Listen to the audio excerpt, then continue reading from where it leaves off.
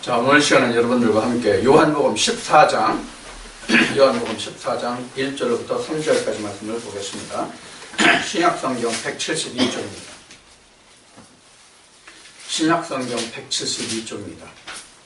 요한복음 14장 1절부터 3절까지입니다. 요한복음 14장 1절부터 3절까지 제가 봉독합니다. 너희는 마음에 근심하지 말라. 하나님을 믿으니 또 나를 믿으라. 내가 아버지 집에 거할 곳이 많도다. 그렇지 않으면 너희에게 일렀으리라. 내가 너희를 위하여 초소를 예비하러 가노니 가서 너희를 위하여 초소를 예비하면 내가 다시 와서 너희를 내게로 영접하여 나 있는 곳에 너희도 있게 하리라. 아멘. 오늘은 집과 처소에 관해서 오늘은 좀 알아보려고 하겠습니다. 이 말씀을 통해서 집과 처소. 집은 지금 이 말씀 중에서 집은 헬라어로 어떻게 표현되고 있냐면 오이키아 이렇게 설명되고 있습니다. 이 오이키아는 지난주 주일에 여러분들에게 고린도서 4장 15절을 통해 말씀드릴 때 그 집을 오이코스 이렇게 얘기했어요. 이 오이코스에서 유래한 말이 오이키아입니다. 그러니까 우리가 집이라고 하면 세상의 집을 말하는 것이 아니라 이 집은 그리스도의 집, 여호와의 집이 바로 오이키아 또는 오이코스 이렇게 표현한다는 것을 여러분들이 이해를 해두시면 되겠습니다. 그러니까 성경에 기록되어 있는 모든 말씀들은 사실 세상의 예대로 하나님이 말씀해 놓으셨지만 그 모든 말씀들이 하나님 나라를 빗대어서 세상으로 말씀해 주신 것 뿐이에요. 우리는 그런데 그것을 창세기 3장에서 뱀의 꼬임을 해가지고 선악과를 먹음을 해가지고 그걸 사람의 교훈으로 다 하나님의 말씀을 바꿔 먹어버렸단 말이에요. 그래서 우리가 하나님 말씀을 하나님 말씀으로 보는 게 아니라 사람의 교훈으로 보게 됐어요. 그러니까 우리가 하나님께 영광을 드리는 것이 사람에게 영광을 드리는 결과가 되었단 말이에요. 결과적으로는. 그런데 오늘날 사람들이 그것을 사람의 예대로 사람의 세상에 살아가는 사람의 예대로 말하면서도 그것을 하나님을 섬기는 것이라고 그러지 이게 사람에게 가는 영광이라고 말하지는 않잖아요. 이것이 우리가 똑같은 문자, 글자로 표현된 성경을 보는 데 있어서의 차이점이에요. 앞에 제가 이 예배 시작의 기도를 드릴 때에 주님이 말씀하신 바를 내가 기도를 했어요. 뭐냐면 당시에 바리새인들도 하나님이라고 불렀고 아버지라고 불렀잖아요. 근데 주님도 그들이 부르는 아버지와 하나님을 나도 아버지와 하나님이라고 부른다고 말씀하셨단 말이에요. 그러면 바리새인들이 부르는 하나님을 아버지라고 하나님이라고 하고 그 하는 말이 주님이 아버지요 하나님이라고 한 말과 같으냐 그런 얘기예요. 전혀 다르잖아요. 한쪽에서는 사람의 예대로 하나님과 아버지를 말하고 한쪽에서는 주님은 하나님만을 하나님이라고 하고 아버지라고 부르는 것이란 말이에요. 그런데 거기서 차이점은 뭐냐면 똑같이 하나님을 상대로 해서 아버지라고 하고 하나님이라고 한단 말이에요. 그런데 바리새인들은 사람의 교훈을 하면서 그것을 하나님이요 아버지라고 불렀고 예수님은 진짜 하나님을 아버지라고 불렀고 하나님이라고 불렀단 말이에요. 이 차이가 있는 것이죠. 그래서 오늘 요한복음 14장 이 1절부터 3절까지 이 말씀에서도 보면은 그 집과 처소가 나오는데 처소는 집과는 다른 말로 나와 있어요. 헬라어로는. 근데 우리는 집이나 처소나 같이 머문다는 그 장소로는 우리가 같은 거잖아요. 그런데 여기 헬라에서 처소는 뭐라고 나오냐면 토포스라고 하는 말로 그 헬라가 기록이 되어 있어요. 토포스라고. 그래서 이제 집과 처소는 다른데 쉬운 얘기로 예수님이 처소를 마련하면 내 아버지 집에 거할 곳이 많도다. 그렇지 않으면 내가 너에게 일렀으리라. 내가 너희를 위해 처소를 예비하러 가노니. 그러니까 처소가 즉 토포스가 오이코스 또는 오이키아가 되는 것이죠. 처소가 준비되어야 주님이 오실 수 있다. 그런 얘기란 말이에요. 처소가 준비되지 않으면 주님이 오시지 못한다는 얘기예요. 지금 이제 지난 주부터 부활절에 즈음하여 지금 지난주에도 고린도서 4장 15절을 통해서 그 부활을 중심으로 그 말씀을 우리가 나눠봤잖아요. 오늘도 지금 요한복음 14장 1절부터 3절까지 이 말씀도 바로 부활과 관련하여서 이 말씀을 알아보고자 하는 거예요. 우리가 지금 주님이 여기 지금 직접 말씀하시는데, 지난주에도 말씀드렸듯이 요한복음 14장부터 17장까지는 여러 번 말씀을 드렸지만, 지난주에도 말씀드렸듯이 이 말씀은 예수님이 제자들과 마지막 설교를 하신 말씀이라고 해서 고별강화 이렇게 얘기하는데, 고별강에서 맨 먼저 주님이 제자들에게 언약하시고 약속하시고 제자들을 위로하신 말씀 중에 바로 가장 시작이 바로 이 말씀이란 말이에요. 내가 초소를 예비하면 너에게 다시 오리라 그런 얘기예요. 그런데 주님이 다시 오시는 것을 보면 어느 때 다시 오셨냐면 절기로 봐서는 오순절에 주님이 다시 오셨잖아요. 누구에게? 제자들에게 다시 오셨단 말이에요. 사도행전에 고린도전서에 바울이 고백한 것으로 보면 그 제자들과 500여 명에게 주님이 성령으로 재림하신 거란 말이에요. 주님이 성령으로 오신 거란 말이에요. 그들은 그럼 어떤 사람들이냐면 지금 주님이 요한복음 14장에서 초소를 예비하면 내가 너에게 다시 오리라고 한 그 말씀이 이미 준비가 된 사람들이란 말이에요. 이미 초소를 준비했기 때문에 주님이 다시 오신 거란 말이에요. 이것을 우리가 잘 생각하면 뭐냐면 주님이 초소를 예비하면 오신다고 분명히 말씀하셨잖아요. 어디에서? 아버지 집에서. 내 아버지 집에는 쉴 곳이 많은데 만약에 쉴 곳이 없으면 내가 그 초소를 예비하고 너에게 다시 온다고 말씀하셨잖아요. 그러니까 주님이 다시 오신 것은 이 말씀과 같이 초소가 이미 예배되었기 때문에 오셨다는 얘기란 말이에요. 그럼 초소를 누가 준비했어요? 초소를 누가 준비했냐고요? 초소는 각자 자기가 하는 거예요. 그러면 아버지 나라가 어디예요? 아버지 나라가 우리는 일반적으로 신학과 목회 현장에서는 아버지 나라가 우리가 알지 못하는 어떤 물리적인 어떤 공간에 아주 하늘 꼭대기가 우리가 하늘인 줄 알고 있거든요. 그 하늘이 바로 우리 각자 믿는 사람들의 마음이 곧 하늘이 된단 말이에요. 하늘이 되면 지난주에도 요한계시록 말씀을 드렸듯이 하늘이 되면 아버지가 되는 것이고 아버지가 되면 거기에 주께서 거하실 처소가 되는 거예요. 이해가 됐죠?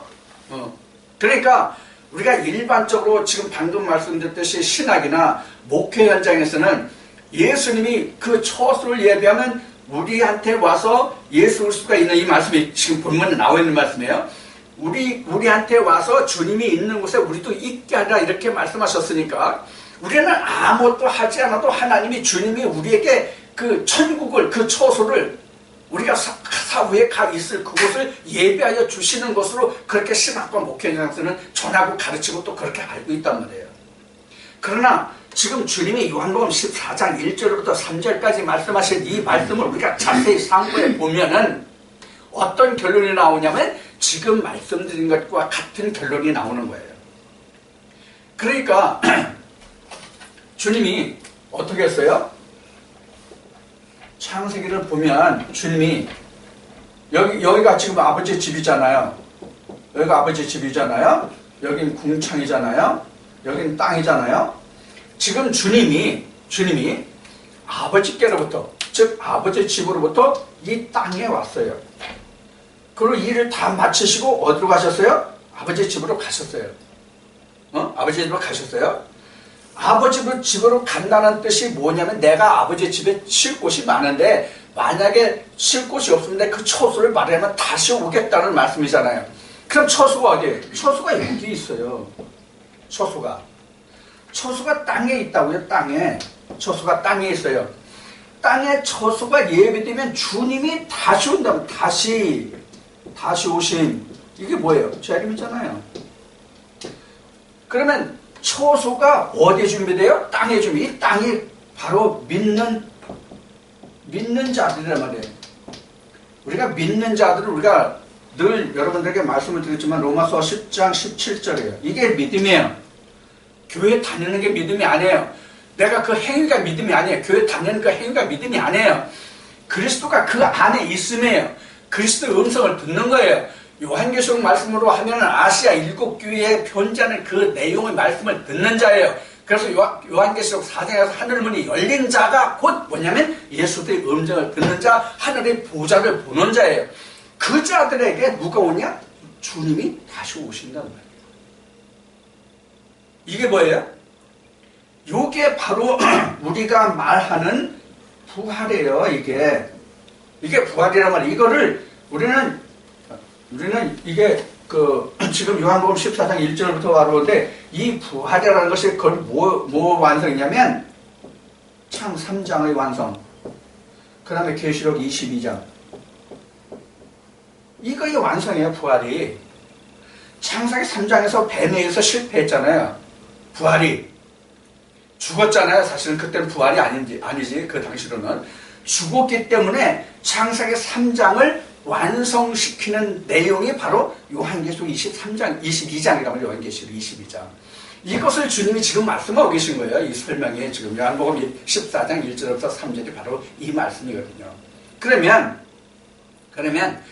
우리가 현재 믿음의 처해 있다고 하는 것은 무엇을 말하느냐면 주님이 말씀하신 것 같이 지금 주님은 하늘의 아버지 보좌에 있고 지금 나는 주님이 계실 처소를 준비하는 자예요. 그래서 우리는 마태복음 25장에 기록된 말씀과 같이 뭐예요? 신랑을 기다리는 신부가 되었단 말이에요. 신랑을 기다리는 신부. 마태복음 25장. 마태복음 25장 보면 이렇잖아요. 슬기로운 처녀 5이 있고 미련한 처녀가 있었잖아요. 바로 이 말씀이 바로 무엇을 이야기하냐면 신부 곧 믿는 사람, 처소를 예비하는 사람들이란 말이에요. 등과 기름이 다 준비되면 처소가 완성된 자예요. 그 자에게만 신랑이 어느 때 오더라도 영접할 수 있는 것이란 말이에요. 이것이 지금 요한복음 14장 1절부터 3절까지를 통해서 주님이 말씀하시는 거예요. 그러면 방금 말씀드렸듯이 우리의 믿는 믿음의 증표, 증거, 이것이 바로 뭐냐면 지금 마태복음 25장을 예를 들어서 말씀드린 마치 슬기로운 처녀가 되어서 등과 기름을 함께 준비하면 예수님이 오신단 말이에요. 왜 우리가 등과 기름이 필요해요? 주님은 항상 밤에 오시니까. 주님은 항상 밤에 오시니까. 자, 우리나라 같으면은 결혼식을 주로 낮에 하잖아요. 밤에 결혼식 하는 사람은 거의 없잖아요. 아주 없는 건 아니야. 아주 드물게 있더라고요. 저녁에 한가하게 정원이나 이 공원 같은 데서 하는 사람들이 덜어 있더라고요. 그런데 이스라엘 백성들은 중동에 가보니까 결혼식에 다 저녁에 해요. 다 저녁에 해요. 이게 영적으로 상당한 의미가 있잖아요. 그렇기 때문에 등과 기름이 필요하단 말이에요. 등은 우리가 잠언에 나와 있는 말씀과 같이 우리 영혼이란 말이에요. 우리 영혼에 하나님의 말씀의 기름인 말씀이 함께 있어야 주님이 내게 오시고 처소가 준비된 거란 말이에요. 그래야만 주님이 오신단 말이에요. 자, 그러면 지금 부활이라는 견지에서 주님을 우리가 본다면 주님이 다시 오심이 부활이에요. 주님이 다시 오심이 부활인데 부활이 한 번만 있는 게 아니라 사실은 2번 있어야 돼요. 부활이 사실은 한 번만 있는 게 아니라 2번 있어야 된단 말이에요. 그래서 고전 15장 21절인가에서부터 보면은 뭐가 있냐면 첫째 부활이 나온다. 부활의 순서가 나오는데 첫째 부활이라고 얘기해요. 첫째 부활이라고 합시다. 자, 첫째 부활이라는 것은 계시록 20장에 나와요. 첫째 부활, 둘째 사망은 요한계시록 20장에 나오는데 고린도서 15장 21절부터 있는 말씀도 부활에는 순서가 있나니 첫 번째는 그리스도요. 그 다음에 거기에 붙은 자요. 그 다음에 모든 정사하고 간사를 하나님께 바치는 다 이렇게 나와 있어요. 순서가. 자, 그것을 먼저 부활을 첫째 부활로 하는데 이것은 누구냐면 그리스도란 말이에요. 그 다음은 거기에 붙은 자예요. 거기에 붙은 자. 거기에 붙은 자. 이 거기에 붙은 자가 뭐냐? 거기에 붙은 자가 뭐냐? 먼저 그리스도가 부활해야 거기에 속한 자가 이런 뜻이란 말이에요. 먼저 예수 그리스도가 부활하시고 거기에 속한 자. 자, 여기서 이제 부활 얘기가 이제 앞에도 나왔고 지금도 또 나왔어요. 우리는 부활하면 어떤 부활을 지금 생각하고 가르치고 알고 있느냐면 2000년 전에 예수님이 십자가에 죽으시고 무덤에 들어가시고 부활하신 2000년 전에 예수 그리스도의 부활을 지금 생각하잖아요. 2000년 전에 예수 그리스도가 무덤에 들어가시고 부활하신 것을 생각하는데 지금 예수 그리스도가 내게서 부활하는 것을 목도하는 자가 하늘문이 열리는 자 아시아 일곱 교회 편지하는 것을 보고 듣는 자란 말이에요. 지금 하늘문이 열리는 자. 자, 그럼 하늘문이 뭐예요? 하늘문이 이거잖아요. 이게 하늘문이잖아요. 이게 하늘문이잖아. 이게 하늘문인데 이 하늘문이 바로 뭐예요? 율법이에요. 율법. 그래서 지난주 고린도전서 4장 15절을 통해서 스승과 아비를 말했잖아요. 스승과 아비. 여기서 스승이 뭐였어요? 아비였잖아요. 스승이 율법이었잖아요. 아비는 뭐예요? 장사한 자였잖아요. 장사한 자. 장사한 자는 뭐예요? 씨를 가지고 있는 자잖아요. 씨를 내는 자잖아요. 씨를 가지고 있는 게 씨를 내는 자. 아비는 씨를 내는 자잖아요. 그러니까 일만 스승이시되 즉 율법으로 가르치는 자는 많되 씨를 내는 자는 적도다. 이 뜻이란 말이에요. 고린도서 4장 15절에 기록된 이 말씀.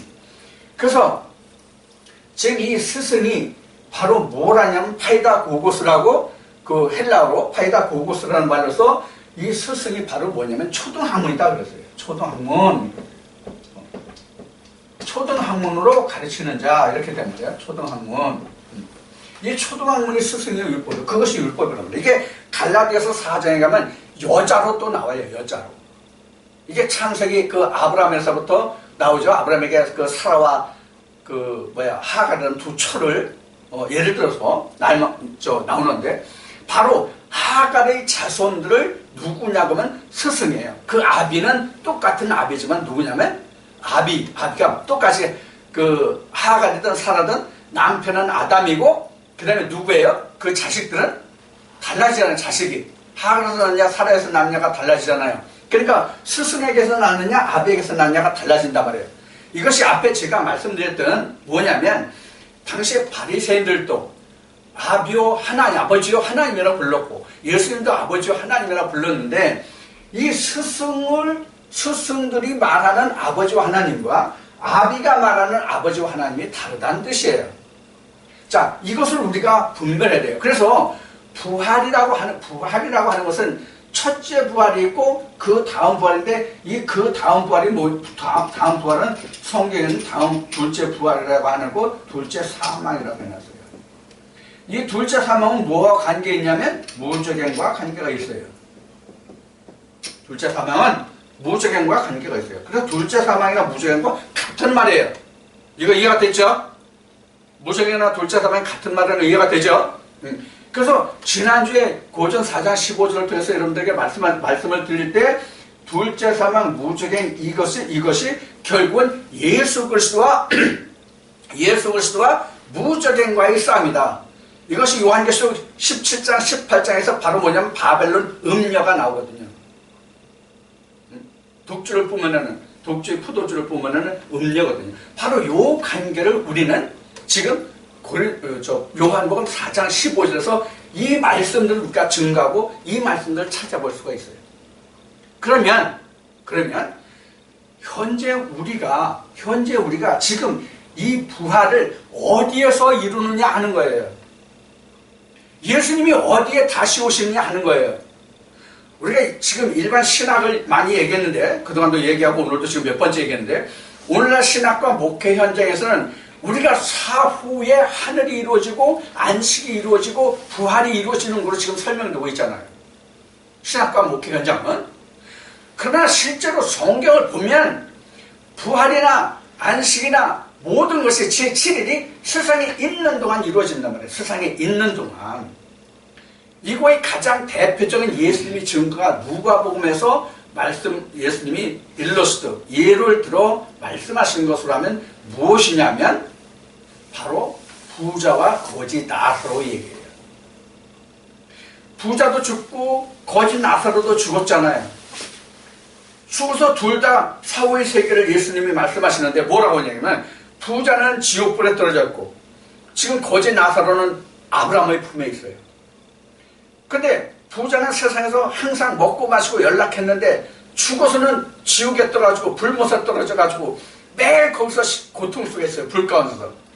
그래서 부자가 거지 나사로에게 야 나사로야 너 내 손가락 끝에 물 한 모금만 찍어가지고 물 한 방울만 찍어가지고 내 입술에 좀 대달라. 내가 지금 아주 입이 탄다. 목이 탄다. 근데 아브라함이 뭐라면 건너갈 수가 없다. 무엇 때문에? 구렁 때문에. 이게 구렁이거든요. 이게 구렁이에요. 그래서 지금 땅에 있는 사람이지만 하늘을 이룬 사람, 하나님의 처소가 돼서 지금 주님이 말씀하신 대로 그 처소가 되어서 토포스가 그 오이코스가 된 사람들은 이미 하나님이 구하시는 하나님 집 아브라함의 집이 됐거든요. 그럼 거기서는 아버지와 함께 먹고 마시잖아요. 그럼 그게 천국이에요.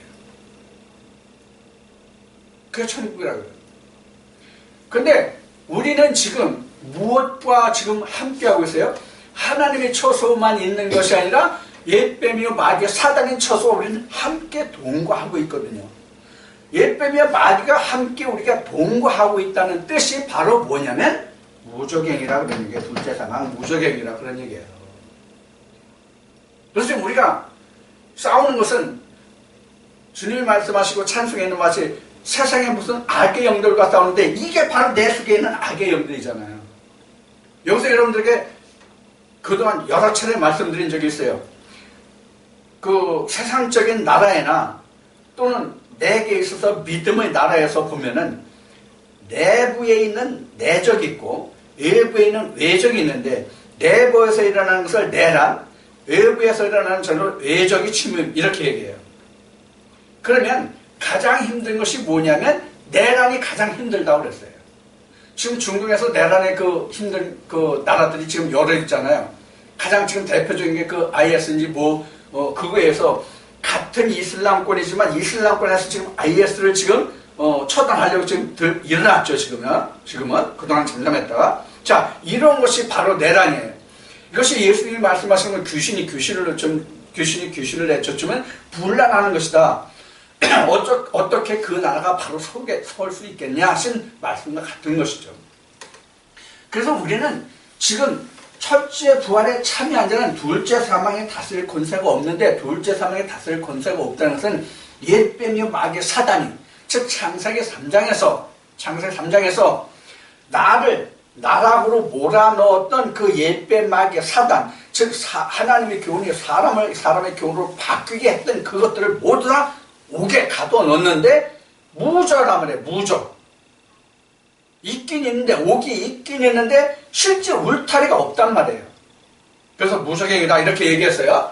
자, 그래서 우리가 지금 신앙생활을 하는 데 있어서 우리가 신앙생활을 해서 지금 주님이 내가 있어야 할 초소를 내가 마련하라 그런 뜻이에요. 지금 이 말씀의 뜻은 요지는. 근데 주님은 이렇게 말씀하세요. 아버지 쉴 곳에 아버지 집에 쉴 곳이 많은데 그 집에 내가 쉴 곳이 없으면 그 처소를 예비하면 내가 다시 오겠다.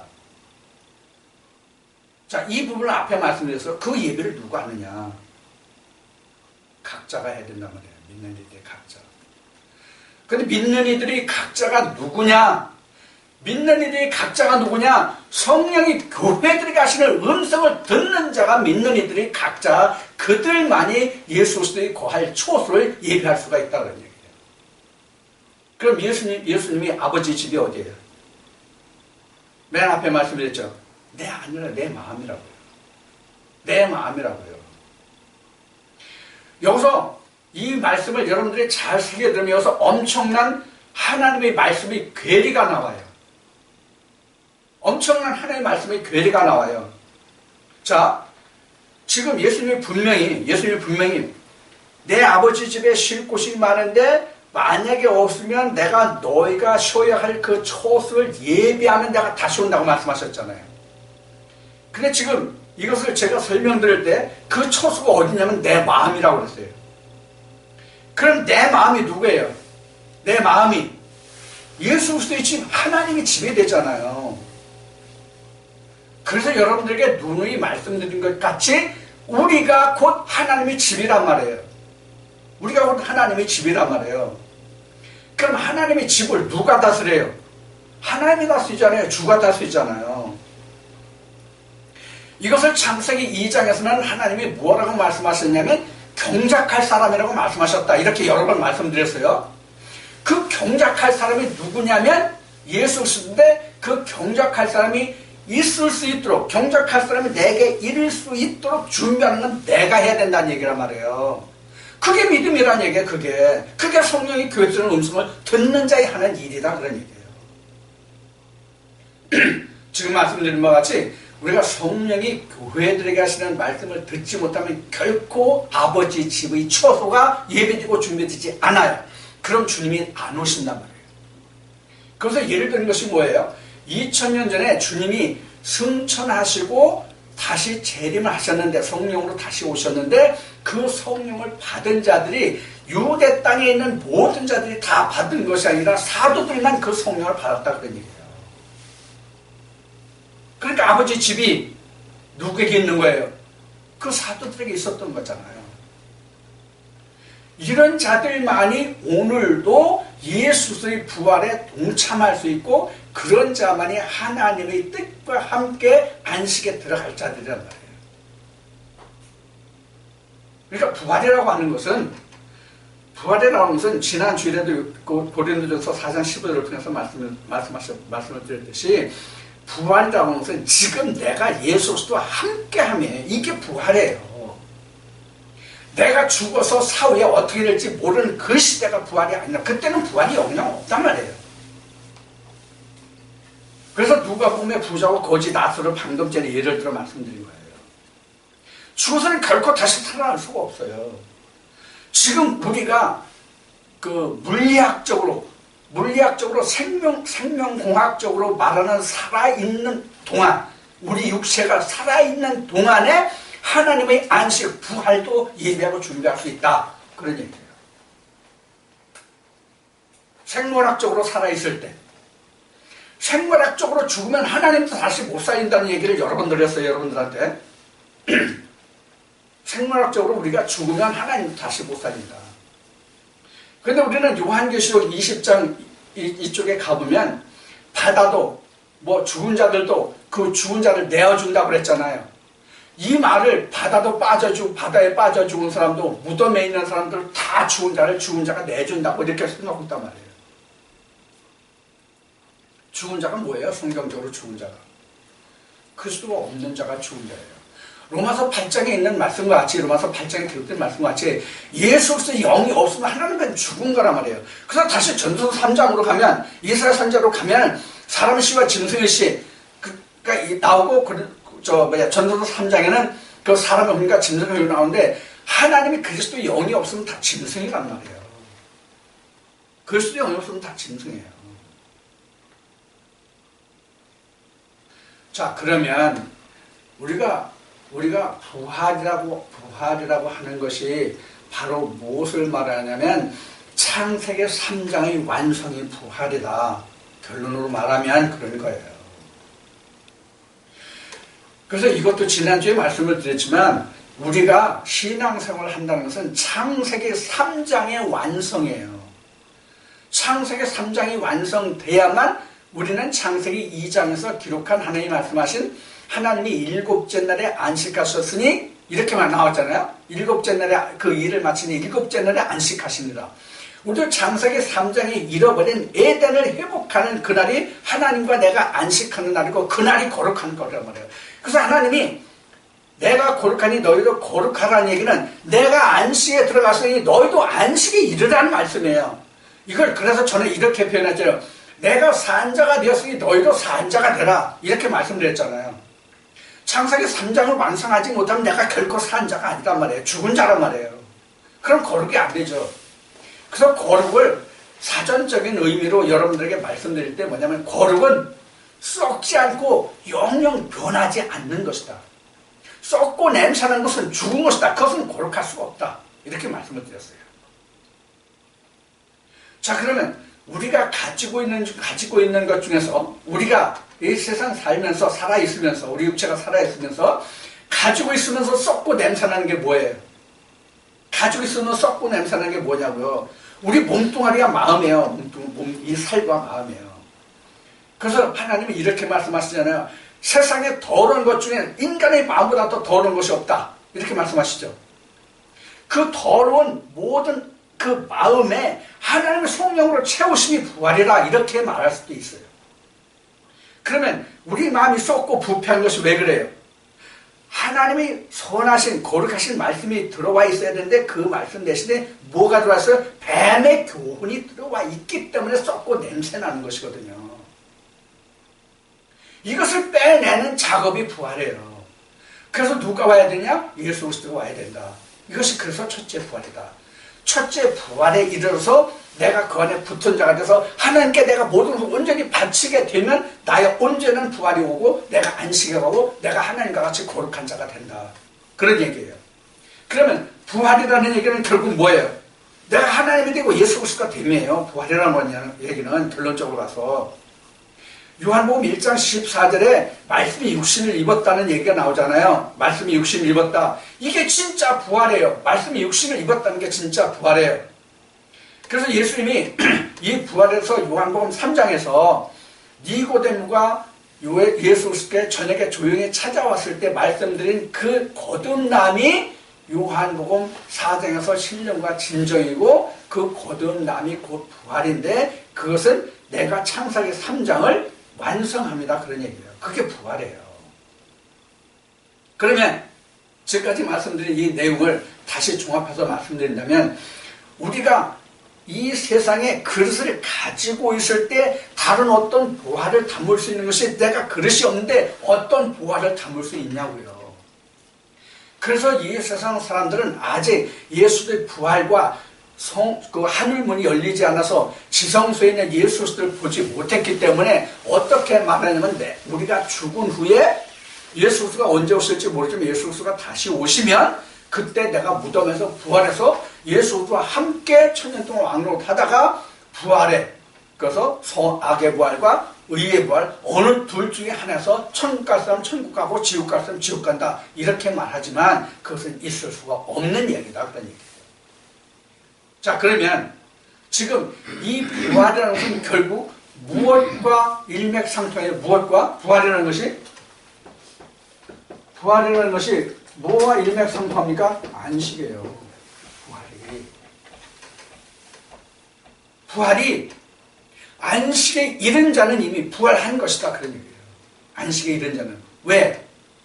창세기 2장 말씀의 시작에서 하나님이 제7일에 안식하셨는데 7일을 완성하신 그때가 하나님이 안식하셨잖아요. 그러니까 우리가 부활이라는 것은 안식이에요. 이 부활의 안식은 뭐예요? 에덴의 경영이란 말이에요. 에덴의 경영. 부활이라는 것은 에덴의 경영이에요. 그래서 이스라엘 백성들이 가나안 땅까지 간 그 그림자, 예표가 바로 가나안 땅인데 그 가나안 땅이 바로 이것을 말하는 거예요. 부활과 안식과 에덴의 경영이 바로 이스라엘 백성들이 가나안 땅으로 우리에게 보여주신 거예요. 그래서 지금 우리가 천지 창조의 만물을 보면 여기가 지금 아버지의 집이 지금 여기가 에덴이잖아요. 이 아버지 집이 에덴인데 이 에덴을 어느 때냐면 땅에서 이룬다는 얘기예요. 땅에서. 그래서 마태복음 6장에 예수님이 말씀하실 때 아버지 뜻이 하늘에서 이루는 것이 땅에서도 이루어진다 이렇게 말해요.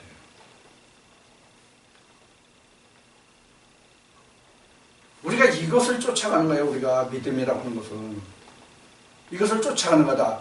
쫓아간다는 얘기는 그냥 내가 무조건 따라가는 게 쫓아가는 게 아니에요. 쫓아간다는 얘기는 내가 부활에 이른다는 얘기를 지금 말씀드리는 거예요. 부활을 이루어야 내가 쫓아가는 거예요. 그냥 막무가내로 쫓아가면 증꾼에 불과한 거죠. 종에 불과한 거죠. 그러나 내가 그 부활 안에 들어가면 내가 주인이잖아요. 내가 승리자잖아요. 자, 그래서 지금까지 우리가 부활에 대해서 여러 말씀들을 통해 우리가 많이 말씀들을 나누었지만, 오늘 이 말씀을 통해서 또 지난주에 우리가 함께 나누었던 고린도전서 4장 15절의 말씀을 통해서 우리가 부활의 진정한 의미가 무엇인가를 우리가 다시 한번 우리 마음속에 심어두자는 얘기예요. 우리는 이미 하늘문을 열린 자예요. 지성소에 우리는 모세와 같이 어느 때나 아무 때나 들어갈 수 있는 자예요. 지성소에. 어떤 정해진 시간, 어떤 정해진 날짜, 그때가 아니에요. 우리는 무시로 지성소에 들어갈 수 있는 사람들이에요. 우리가 무시로 지성소에 들어갈 수 있다는 얘기는 뭐예요? 하나님 나와 함께 하신다는 얘기예요. 하나님 나와 함께 하신다는 뜻이란 말이에요. 자, 지금까지 이제 말씀드린 내용을 다시 한번 말씀을 통해서 한번 보자고요. 우선 창세기 2장 1절부터 한번 말씀을 봅시다. 창세기 2장 1절부터 말씀을 보면 천지와 만물이 다 이루니라. 천지와 만물이 다 이루니라. 지금 천지와 만물이 다 이뤘다. 천지는 지금 창세기 1장이에요. 천지와 만물이 다 이루나. 천지가 다 이루었고, 그 다음에 만물이 다. 이 만물은 바로 2장과 3장이에요. 만물은. 그래서 요한복음 1장에 모든 천지 만물이 그로 인하여 지은 바 되지 아니한 것이 없으니 이렇게 나왔죠. 자, 그 만물이 그거예요. 그래서 천지와 만물을 우리가 분별하고 구분할 수 있어야 돼요. 자, 그래서 그 말씀에 계속하면 천지와 만물이 다 이루니라. 하나님이 지으시던 일이 일곱째 날이 이를 때에 마치니 그 지으시던 일이 다함으로 일곱째 날에 안식하시니라. 하나님이 일곱째 날을 복주사 거룩하게 하셨으니. 그래서 우리가 복을 받는다는 얘기는 안식에 들어갔다는 얘기예요. 복을 받는다는 얘기는 안식에 들어갔다는 얘기예요. 참, 복을 받는 날이 안식에 들어갔다는 얘기는 시편 133편에 기록한 말씀과 같이 영생에 들어갔다 그 얘기란 말이에요. 그러니까 거룩한 거예요. 그래서 하나님이 말씀하신 일곱째 날에 안식하시고 하나님이 일곱째 날을 복주사 거룩하게 하셨으니, 그래서 안식일이 거룩한 날이에요. 즉 부활해야 거룩하게 되는 거예요. 자, 이 말씀이 그런 뜻이고요. 그 다음에 하나님이 일곱째 날을 복주사 거룩하게 하셨으니 이는 하나님이 그 창조하시며 만드시던 모든 일이 마치시고 이날에 안식하셨습니다. 하나님 며칠에 안식하셨어요? 일곱째 날에. 일곱째 날까지 가야 만물이 다 완성된 거예요. 1장 여섯째 날까지는 천지의 지으심이에요. 천지만 지으심이에요. 그럼 그 만물이라는 게 바로 뭐냐? 4절에 나와서 2장 4절에 여호와 하나님이 천지를 창조하신 때에, 천지의 창조는 대략 이러하니라. 천지를 창조해. 대략 이러한 여호와 하나님의 땅에 비를 내리지 아니하셨고 경작할 사람이 없었어. 천지는 지었었는데 경작할 사람이 없어. 이 경작할 사람이 뭐를 경작하는 것이라고 그러세요? 에덴을 경작할 자. 에덴을 경작할 자. 아버지의 집을 경작할 자가 없었다는 거예요. 천지는 있지만 아버지 집을 에덴을 경작할 사람이 없었다. 그래서 그 경작할 사람을 위해서 하나님이 지금 일하고 계신 거예요. 이것이 일곱째 날이다 그런 얘기예요. 자, 보면은 천지를 창조한 때에 천지의 창조는 대략 이러 아니라 여호와 하나님이 땅에 비를 내리지 아니하셨고 경작할 사람도 없었으므로 들에는 초목이 아직 없었고 밭에는 채소가 나지 아니하였으며 안개만 땅에서 올라와 온 지면을 적셨더라. 이거 여러 번 설명드렸어요. 자, 땅에서 안개가 올라와서 땅을 적실 정도면 채소와 초목이 날 수 있어요, 없어요? 나요. 다 나고 자랄 수 있어요. 근데 왜 안 나요? 경작할 사람이 없어서 안 나요? 세상에? 그럼 버려진 땅에 풀도 안 나고 나무도 안 나요? 그럼 뭘 두고 하는 얘기예요? 에덴 동산에는 없었다 그런 얘기예요. 에덴 동산에는. 여기서 식물 채소 그래서 셋째 날 그 식물과 채소 얘기했죠? 열매 맺는 과목까지 얘기했죠? 바로 이거예요.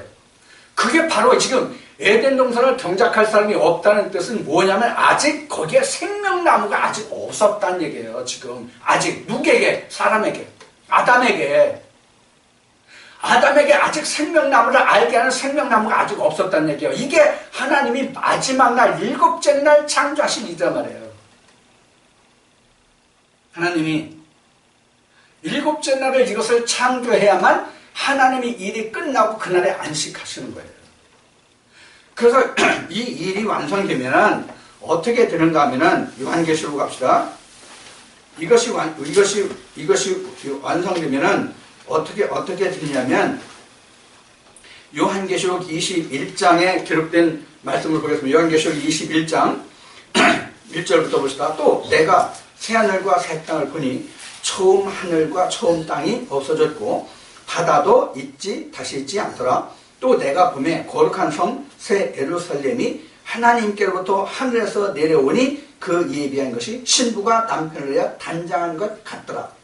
그 다음에 이제 3절에 이어지는 말씀이 하나님의 장막이 사람들과 함께 있음에 하나님이 저희와 함께 거하시리니 저희는 하나님의 백성이 되고 하나님은 친히 저희와 함께 계셔서 이렇게 나왔어요.